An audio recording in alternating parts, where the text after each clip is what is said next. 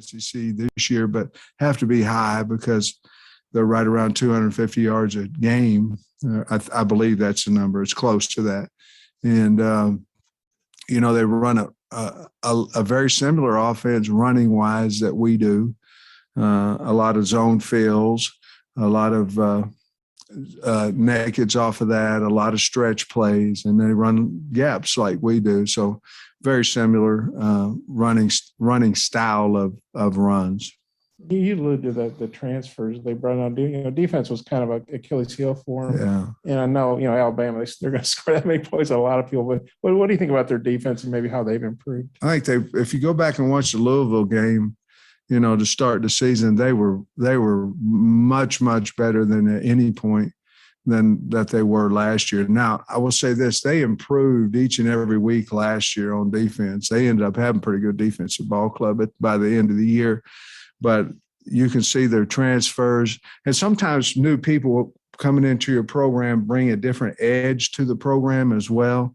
And I don't know if this was the case or not, but I know Campbell and Reese have really added, and of course their rush edge guys that they've added to, because Sam Williams can really rush the passer along with 96 Isaiah. Coach, you mentioned not being ready for the early start last week. You have to do that again. So what do you do differently in practice this week to overcome that? I didn't hear the first part of it. Not being ready for the early start last week. Well, I think that's 100% correct. I think Georgia had a lot to do with that. And we're back momentarily. A little tech issue, but hey, we back on and ready to talk about this big-time matchup with the Ole Miss Rebels. But we got to recap. We have to talk about, what did you think of this past weekend's game down between the hedges? Where are you at? I'm not worried. Not one bit. I know I picked Arkansas to beat Georgia. Wasn't a homer opinion. It's just what I thought.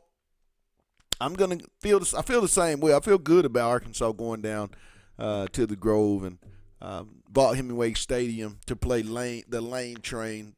Kickoff 11 a.m., another 11 a.m. kickoff. But I think, Arkansas can learn from what they went through last Saturday. There's not going to be 92,000 screaming Bulldog fans on Saturday. Quite a bit less, and I think that's going to be something really that'll be to Arkansas' advantage. Plus, I think K.J. Jefferson, him going home, is going to be something I think that's really going to excite this football team. Pat, I'm actually happy that Arkansas didn't win against Georgia. I hate the way that they lost. I really expected them to come out there and put a way better product out on the field in the way they failed to execute. But I'm glad they lost. I think it would have been too much pressure on Sam Pittman going forward.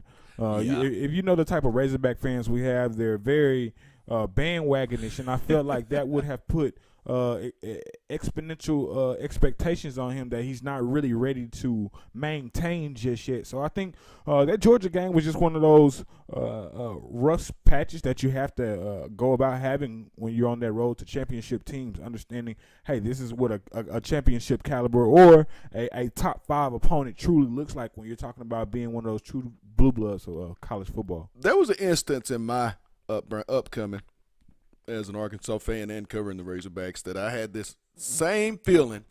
It was on the basketball court. It was about 30 years ago. I believe one January day in Barnhill Arena. Tarkanian and the Rebels came in one day with Johnson and Augman and those guys and ran roughshod over a very, very good Arkansas basketball team of Mayday. Oliver Miller and those guys. Number 1 versus number 2. About 30 years ago. And you got humbled. But you know what happened after that? Arkansas went on and built. They won the national championship. They learned from a program that was there what they had to go do. And Nolan did that. Sam Pittman will do the same thing. If you notice, 3 of those starting offensive linemen were Sam Pittman recruits. He brought those guys there.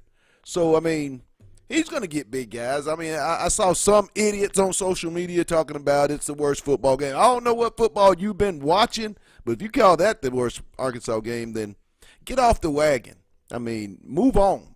Fans, Arkansas still has to recruit themselves to that level. Let's not get it twisted. I mean, let's be real. I mean, Sam Pittman and that staff will build, but they hadn't built it yet. And that's no disrespect. They just got beat on the lines of scrimmage, and we say in the SEC it means more. You got to be good up the middle, and Georgia is great up the middle. I said the Nose Guard and center would be the biggest matchup, and it was clear, quite obvious. Black and red won that one. Absolutely. You know, going back to Nolan Richardson, it made me think of when he said, hey, we just got to go get some more grown men. Right. We have to go get some more grown men on that offensive and decent defensive line. And I think that's where Sam Pittman is making that change when you talk about St. John and Tykees get moved into that insert. He sees, hey, we have to have guys that are going to be physical. Right. And you say it all the time, Pat. If they're not going to bite when they're young, they're not going to bite at all. And he has to go find those grown men to grow and to mature, knowing about the future, knowing that KJ has another year. So right. I love that Sam Pittman is such a forward thinker. He really – that would have been great for him to win that game, I promise. That probably would have been one of the most iconic games in Razorback history, but to me, it would have sped the process up way, way, way, way, way too fast, and it would have been a watered-down process. Right. But to me, that was just one of those stepping stones that was just needed, that we have to have, not only from a coaching standpoint, because it showed us some holes we need to fix on our coaching staff, right, as well as players not getting that big head, because it was great for us to start off 4-0, but I still feel like it humbles us to still give us the ability to go make a great bowl game and still be a nationally ranked team. They had to get this. I mean, like I said, realistic, if you circle Georgia as a win, no.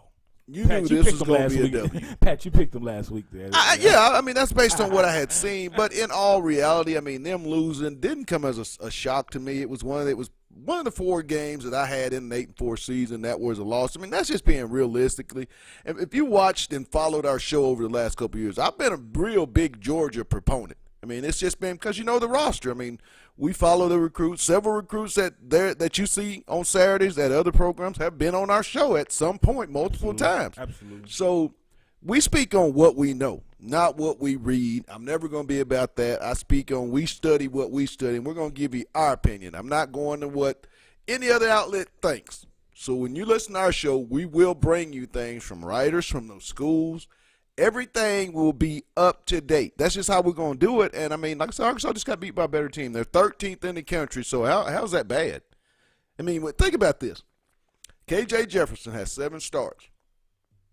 How many quarterbacks you know with 7 starts in college football gets to play number 1, number 2, number 5, and number 15 or number 7? How many people in their first 7 starts will play 4 or 5 top 15 teams? Now, you definitely got a point there, Pat. You know, Arkansas is one of those teams year in and year out. We're not even just talking about this year. We can even go back to last year for the pandemic and the type of SEC gauntlet they end up having. So you're absolutely right. There aren't too many teams that can look at Arkansas' schedule and say, hey, we can maintain it, even when you look at going against Texas and then going back and playing A&M back-to-back. So you're right. I think the Razorbacks are still in a good position. I think they see they still have some holes on offense. You know, I will say the offense is one thing that's really startling when you look at Kendall Briles. I really was expecting a little bit more potency. This brings me back to kind of that Rice game at the beginning of the year, where you kind of seen that stagnant offense, and it was real kind of muddy and ugly, and you didn't really have an identity. We don't know if we're going to be a run team. What you think about 13 penalties? Whew. Absolutely. Boy, that's 100 yards of penalties. I mean, you can't be one of the most penalized teams. And I'm pretty sure, you know, Sam and his staff, they are very well aware of that. It's just – and they're not big penalties. Some of those penalties Saturday were ridiculous. I just think they're the wrong time. Yeah. You know, no penalty is a good penalty, but sometimes you can get a penalty at the worst time. You're about to go in on a goal line, and, hey, now you're 5 yards back. Hey, now you go in and got to go in the 4th down and kick the punt instead of touchdown. So there's certain times where those penalties, you know, you can maneuver out of those. But I think when Arkansas got behind not only a point spread, but then behind the change, they just couldn't move the ball, and I really want them to get identity. You know, at times we want to be a run-based team where hey, it's working, and then in the middle of the game we'll try to kind of switch to a passing team. So I hope in this Ole Miss game, which I really feel we're going to have to that we're going to have to come out with some type of offensive threat because we know Ole Miss can put up points. So again, I think this week we're going to have to depend on that offense to really come out and give us a head. And mind you, I mean, Georgia's only given up 23 points in the whole year. Wrap your mind around that. 20 quarters, and these quarters are 15 minutes long. 15-minute quarters, and you've given up 23 points on the season. So, I mean, Arkansas, Razorback fans, that's not going to be the last team they do that to offensively. I mean, just think about Clemson, who was the defending or runner-up to last year's national champion, only scored 3 points. They got 3 points on these guys. This defense hadn't given up a touchdown yet. I'm telling you, I watched a lot of defense in the SEC. This might be one of the 3 best all time that I've had the privilege to watch. These guys are they're different. And, I mean, they're just different. I agree. The defensive line is they will win the SEC. Monsters. They will beat Alabama. I said it. Know, man. I said it. Georgia's one of those teams that they always choke up somewhere towards the finish line, whether they lose to a South Carolina they're not supposed to. They beat Alabama this year. They lose to a that's my national championship team, though. Georgia's my national championship team. Not so much offensively, but just the defense. They have championship players over there. The champs. That's true. That's true. I can't. You got to win the SEC before you can say I see you as national That's championship. True. I mean, you'll see that SEC championship game is pretty much written in stone. Twice. They're not going to be out. It's not too many teams that can beat Alabama twice. But at the same time, here coming up, Arkansas, Ole Miss. I just think, like I said, Arkansas learned from that 11 o'clock game. You'll see a more focused, more ready football team. I mean, that's like I said, that's the loudest that I bet you a lot of those kids have ever been in. I mean, Arkansas is not a program that has gone on the road and drawn sellout crowds until this past Saturday. I mean, understand those type of crowds and Arkansas on that stage will be a norm for Sam Pittman. I mean, get ready for that. And I'll tell people this: if you're gonna beat him now, because you won't be pushing around Sam Pittman, coach football team, offensive or defensive line. I mean, you woke up the GOAT is what you did on Saturday. You woke up the GOAT. And I think that he's going to be even more aggressively actively recruiting those big offensive and defensive linemen going forward. Absolutely. You woke up the GOAT, I'm telling you. Absolutely. And that's another significant thing that I feel like came about even though they lost. To go on the road and have a sellout crowd, that's something that Arkansas doesn't do on the regular game so day. That's even a notoriety saying that, hey, your program is going to the next level. Right. And I think, again, we've been talking about this. I know I say it all the time that 2023 is going to be Pittman's year where you see definitely a big growth step from team to program. Right. We're going to see where we don't have to lean on, and this is no disrespect to everybody else, but when you look at the offense, everybody knows Traylon Burks. We're going to have 3 Traylon Burks, somewhere on. Talent is getting better and better here. It's going to be there. Better and better. If you're following Arkansas's recruiting and you're looking at the type of kids that we're getting and the type of interest that's coming in, we're going to get those type of caliber players to where we can go to a Georgia and go up against those guys because you said it right, Pat. We got outmanned. Hey, it's grown men. I mean, that's an elite team. Like I said, they're my national championship pick. But, hey, we'll let you hear more Sam Pittman. And if you got to shoot your questions, you know how to do it. Tell us your thoughts. Recap the Georgia game and tell us what you think's in this upcoming game and beyond. Tell us where you are from. Rep your city so we can give y'all a shout-out. It's our Tuesday edition. We'll be right back. Own area where we can't hear. So it was unfortunate, but we had made a switch on what we were going to do, and that's what we tell them. With the offensive line, because you've been so successful the first 4 games, do you do anything different in practice after a game like the last one, or just keep doing what you've always done? I think every week you look at your personnel, and you certainly want to get the best players you can on the field. I don't think that what you do is you learn from a game like this. You learn as a coach, what you did wrong as well. But I don't think if you've had success prior to, you can't just say, well, Georgia's that good, but they are. And so you have to figure out, is our personnel strong enough to block elite players? And so we're going to look at some different combinations in there. We're going to get some guys to challenge inside at the guard spot to see if we can't get a little heavier, a little more physical in there. We'll give St. John and Crawford some chances to go in there and play a little bit, but we're not firing people because of that game. But we're always looking to try to get better, and possibly, those two kids have been playing out at tackle. St. John played a lot at guard, or some in the game at guard, and he's just a bigger, more physical guy. Not saying he's better, but I think those two guys, we're going to move inside and see if there's an opportunity for them to play for us. Coach, we talked a little bit right after the game about regrouping and not letting the game beat you twice and stuff. I was just wondering, and I know you hadn't practiced yet, but I was wondering if there was any specific incidences with the leaders or, the older players on this team where they have, said something to make sure that message has gotten across, I guess, internal leadership. I guess. I wouldn't know if they did, to be honest with you. I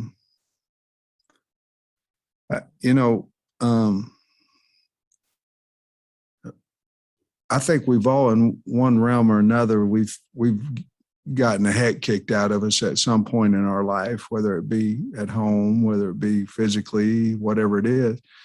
And the only way I know how to do it is you get up and you brush the dirt off, you brush whatever it is, and you go back to work.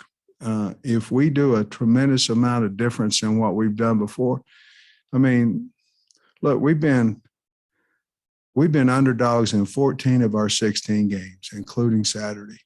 We've never been favored to win an SEC game. We're doing things right. We just got to do them better.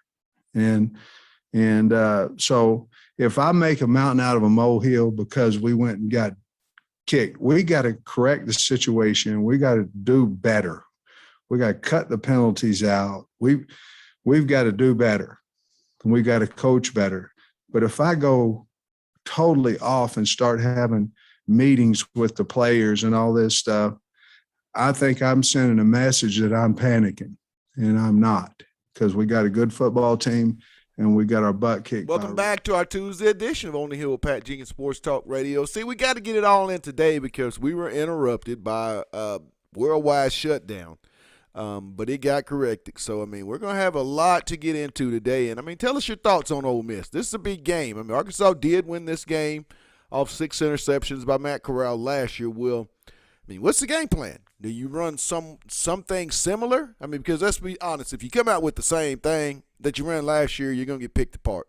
And as my producer said, Demetrius, they will score a boatloads of points. But, if you come out, and I think Arkansas will change it up a little bit. Demetrius, one thing I think the three-man front will, you got to be a variation.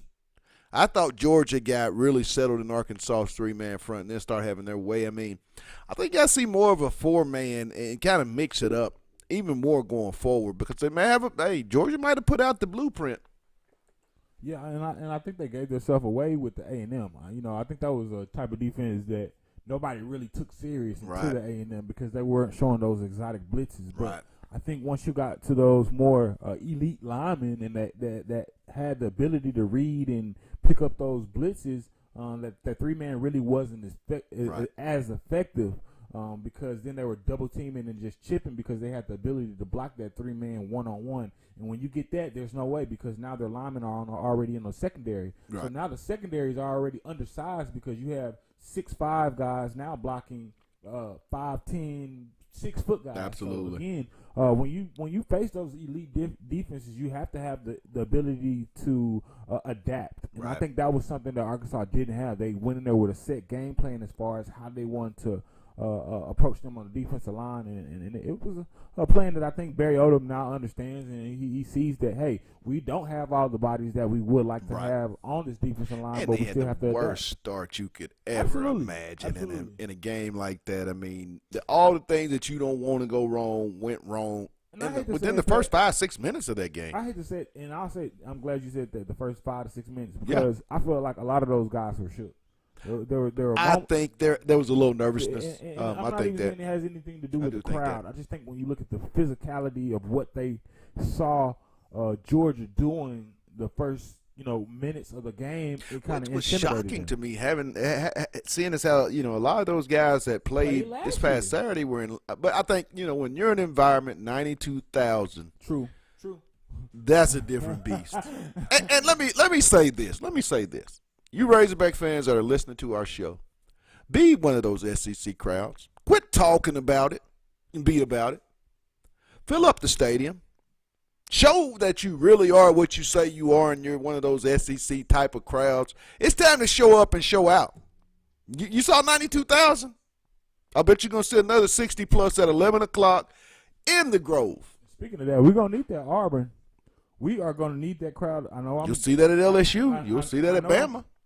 I know I'm kind of speaking ahead. We got a couple of games before that, but when you talk about crowds, we're going to need that atmosphere to beat Auburn, because these last few times that Auburn been coming to Arkansas, Absolutely. And don't don't give me the it's 11 o'clock crap. Don't give me that, because there was a lot of Georgia people that made it to the noon game that probably had long ways to drive, even further than what we have in our state. We're a small state, so like I said, be about it. Don't talk about it no more. Fill up the stadium. Show something.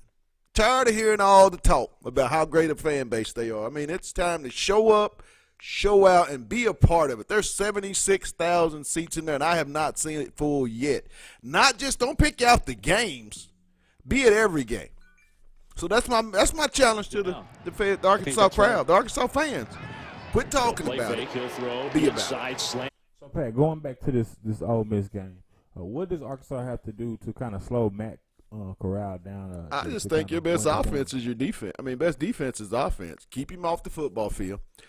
Control the clock. Run the football as you do, because we all know that's what you have to do in the SEC. If you can't run the football, man, you're playing one-armed in there, one arm tied behind your back, and that's a recipe for a defense to absolutely turn the hyenas loose and come and don't stop till the game's over. So I think Arkansas is going to have to come out and establish a running game, which I think they will, with the additions of Jalen and Tykees there, along with Ricky and Cunningham, and then Wagner. I think they will be physical. I think KJ Jefferson will play his best football game. He's going to be charged up. Make no bones about that. He'll have a lot of family members, in attendance. So, I mean, but you kind of just hope that he can stay within himself and not get too charged up. I mean, he'll only be about 2 hours from the house. Like I said, a lot of family members will be there. It'll be a hostile environment, but nothing like what they faced. That's the best thing, I think, the experience that they faced last weekend to prepare them for this weekend. I anticipate Arkansas to come out very successful. But like I said, it's going to be a real good football game, but they do have to run the football and keep Matt Corral in that defense. But another thing, people act like they just throw the ball. This team led the SEC last year in rushing, something that goes totally unnoticed. This team was a very good running team, and they got good running backs, so they're going to have to stop the run themselves. Just play Arkansas football better than what they did last week. But at the same time, Georgia had a lot to do with that. I mean, we can only make so many omissions. I mean, Georgia's a damn good football team. They're not an average team. They're a damn good football team. And like I said, they're my pick to win the national championship. But run the football and stop the run and, get off the field on third down. I think Arkansas is going to, again, what I said kind of in the earlier segment, is Arkansas is going to have to figure out what they want to do in this game. If they're going to run the ball. Right. I don't want to see what we did in Texas A&M, where we're running the ball, or we're having success doing something, and then we stop. We try to do the opposite, and now we're kind of discombobulated as a team. I want to see some consistency. I love what I saw in the Texas game, but even going from the Texas game to the Texas A&M game, I saw things that kind of gave me a red flag as far as where I thought Arkansas was as a team. You saw such a well put together game from the Texas standpoint, and then you got to that SEC physicality where you got mano a mano and you got equal athleticism, and you kind of saw a drop with what Arkansas can do. I want to see this SEC game be a complete game where they don't have a lot of penalties. As you say, they're going to dominate, so I do expect domination in some part of the game, whether it's running the ball where we got 3 running backs going over 100 yards and everybody's touching the ball, Right. or we have it to where all the receivers, similar to that Texas game, where you see Tyson Morris, you see. Gotta get more Tyson. Yeah, but to me, they were so Davion, one-dimensional. Warren Thompson. I mean, those Sometimes guys we got can to get get so involved. one-dimensional on Traylon Burks. I love Traylon. I'd like to see a little bit more Rocket Sanders myself. But we have to figure out a way to get more guys involved. There's no reason why KJ is eyeing Traylon Burks down the Right. whole way, not even giving anybody. There's Keytron. Right.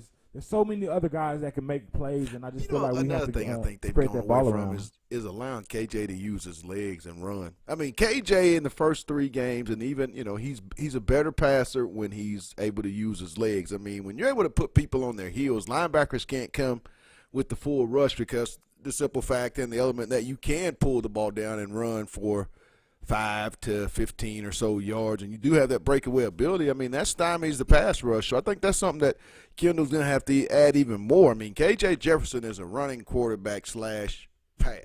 He's a run-pass guy. He will, as he continues to the maturation of reading coverages and perfecting his passing skills. I mean, he's not 100% accurate to the degree. I still think he sometimes gets caught throwing off his back foot. As a hint, you see the ball floating a little bit on him. But you got to establish KJ with some quarterback draws, maybe some option keepers. You get him comfortable and let him get hit a little bit, because when he gets hit, he kind of gets settled into the game. And I think that's what Kendall's going to have to do. Keep him on his toes. And it's real important Arkansas gets first downs in a Kendall Browse offense. It's very important because history shows when they can get first downs, they end up somehow getting touchdowns, 3 points. They get points. I mean, it's just a high ratio that when they're getting first downs in their initial drives, it just gets that offense in rhythm for the duration of that game. And I can recall Sam Pittman kind of mentioned that in a press conference where he talks about when we can go in and run the ball on first down and go for 4 yards and we're ahead of those chains, and they can be a little bit more creative where they aren't so one-dimensional when it comes to not only play calling but looking to get the ball in, various guys' hands. There's a difference. Right. There's a difference. You see a different type of play caller when we're up and we get Davion Warren involved and we get, again, Tyson Morris. And then you can see where we get in that panic mode to where all we do is start trying to figure out how to give Traylon the ball. And, again, I just know we're going to have to figure out a way to balance that offense to where we have an idea. We got to figure out, hey, I love that we're switching these running backs, but we got to start going with a high hand. If Dominique's going there and he's the dominant back, I don't want to see three running backs go in there just because we have bodies and we're trying to get everybody's feelings satisfied. No, sometimes you got to make those tough decisions and say, hey, this is the hot hand. This is who we're going to go with this game, and this is who's getting the bulk of the carries. I don't want to see 5 guys going in there when you have a guy that has a hot hand. I want to say a little bit more Trey Knox. I feel like Trey at tight end, you could take advantage of that matchup. I mean, he's shown that he can block, he can be physical. Well, you kind of can use that as to getting in them scenes, because I think Arkansas is going to have to get the tight end, but Henry, Knox, Kern, those 3 guys have to be integral parts to the offense going forward. So there's not double and triple coverage on guys like Traylon or Davion or Warren Thompson or Keytron or guys that they want to get the ball to. Tyson Morris comes to mind. It's going to be very imperative that the tight end starts to be active, which is kind of surprising to me because years in Kendall's offense, he's had a very effective tight end. It just, I don't understand, the change. But you kind of, I wouldn't be shocked. I wouldn't be shocked to see more tight end involvement this weekend. Yeah, I think they're going to have to do some type of new wrinkle, or include a little bit more play action. That's why I feel like I've always felt that Arkansas's bread and butter is on the ground. I feel like even when you talk about their offensive line, they run block better than they pass Hence block. those 2 insertions, Crawford and St. John, into those that, to get monsters. that going. They're going to be maulers. When you could add that play action to in your offense, man, you become a dangerous offense. I mean, kind of unstoppable. I mean, that's kind of how most teams, the really good ones, are balanced. They can run and pass. They come downhill a lot. That's what Georgia was doing. They didn't have to pass the ball because they came downhill real good. I just think Arkansas is going to be real balanced this weekend. And I feel like Arkansas is a better team when they're a run first team. I feel like even KJ feels more comfortable that the defense has to respect the run game when he does do the play action. Because KJ's the type of guy, he doesn't really like turning his back to the defense. He does not like that. Even when you think about the way he drops back. Sometimes he does a drop back where he gets the ball and he just stands straight up and fires. Right. It. He's not one of those type of kids that, hey, I want a 3-step drop back, 5-step drop back, 7-step drop back. Because and I honestly think that's also Kendall Bryant's understanding what his offensive line can do. Absolutely. So again, I feel like when they run the ball and they establish themselves on the ground and make the defense respect the run game, things go a little bit smoother for KJ. And make a note, next weekend's game, as it was announced yesterday, we got an email, homecoming, and Donald W. Reynolds will be at 11 a.m. kickoff versus the Auburn Tigers in what will be yet, at least in my anticipation, another top 25 matchup between two really good SEC West football teams. Another chance for Arkansas to continue to get better. And one thing I do, and then I'll wrap it up on Georgia, was there, like I said, there was multiple kids at that ball game in Athens that have been extended offers from both Georgia and Arkansas. Some will stay with Georgia, but some of those kids as well will see the opportunity to come and maybe cast their lot with Coach Pittman, Coach Jimmy Smith, Ashley, Carter, and those guys, Odom and that staff, and be at Arkansas. So, I mean, anytime you can be on a big stage, and sometimes it's not to your liking as far as the scoreboard, kids really will get a chance to see you in person, the ones that may be on the home sideline that you're also recruiting. They get a chance to see just where they can fit in, not by people talking, but by being live and in person to analyze and kind of see themselves in there. I think Arkansas will reap some of the benefits from that trip. I do really think that they want to get a strong foothold in the state of Georgia. And I see that continuing to grow. Rashad Dubinion, Cam Ball, Ja'Cory Turner, guys that are, Jaden Johnson, the big-time freshman safety that I'm so high on and will feel like you'll probably see more of him in the game on Saturday and the coming weeks. I just think that kid has an All-American future ahead of him. I think he'll be the next great safety. But, hey, that's going to wrap it up today. We'll be back. Hey, we're going to start delving into some of these big games. I think we got South Carolina, Tennessee, LSU, Kentucky, Arkansas, Ole Miss. I think A&M and Alabama. Don't know how big that is for A&M now. I know it's a really big game for Alabama. So we'll touch base on all those games as we get into this week, get you guys ready for kickoffs on Saturday. I'm really excited. But once again, we want to thank our sponsors, as this would not be possible without you all. That being said, Lindsay and Associates with an office location in Fayetteville, an office location also too in Rogers. Locomotion, they're located just below the Northwest Arkansas Mall in Fayetteville. Corey Beck's Custom Painting, a cut above barbershop there in the Promenade in Rogers. And finally, Fayetteville Glass. They're at 1725 College Avenue. Family owned since 1947. That's Fayetteville Glass, not Auto Company, Inc. For my producer, Demetrius, and myself, hey, y'all be back tomorrow. It's hump day. Going down that hill. We want you to come on with us. It's the Tuesday edition of On the Hill on KDSJ 479. Y'all take care, and you know them last words. Let's get it.